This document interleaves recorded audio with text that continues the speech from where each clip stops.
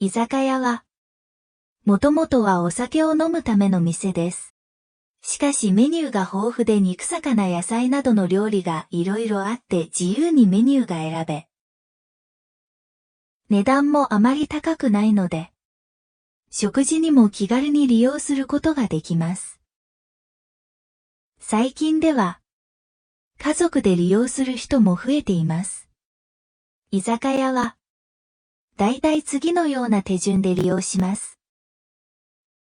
最近では、タッチスクリーンを使って注文するチェーン店もあります。1、入り口で人数を言います。店員が席を案内してくれるので、そこに座ります。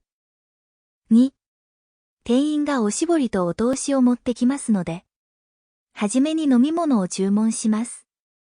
お酒が飲めない人は、ソフトドリンクを注文します。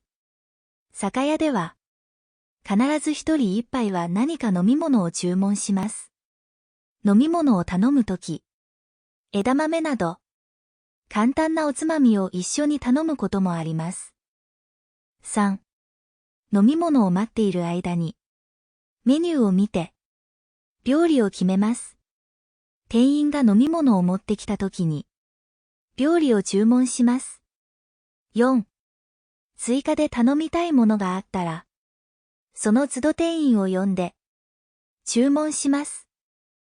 5、食事が終わったら、店員に言って、会計して欲しいことを伝えます。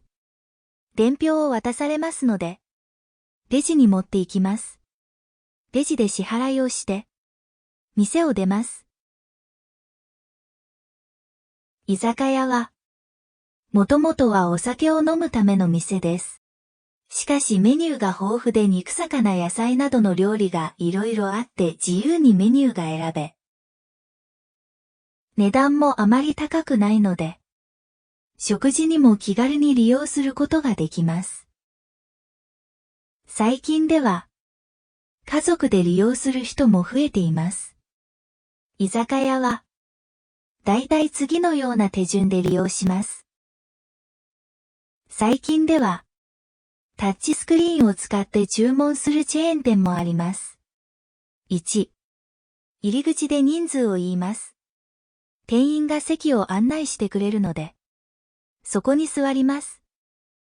2、店員がおしぼりとお通しを持ってきますので、はじめに飲み物を注文します。お酒が飲めない人は、ソフトドリンクを注文します。酒屋では、必ず一人一杯は何か飲み物を注文します。飲み物を頼むとき、枝豆など、簡単なおつまみを一緒に頼むこともあります。3、飲み物を待っている間に、メニューを見て、料理を決めます。店員が飲み物を持ってきたときに、料理を注文します。4、追加で頼みたいものがあったら、その都度店員を呼んで、注文します。5、食事が終わったら、店員に言って、会計して欲しいことを伝えます。伝票を渡されますので、レジに持って行きます。レジで支払いをして、店を出ます。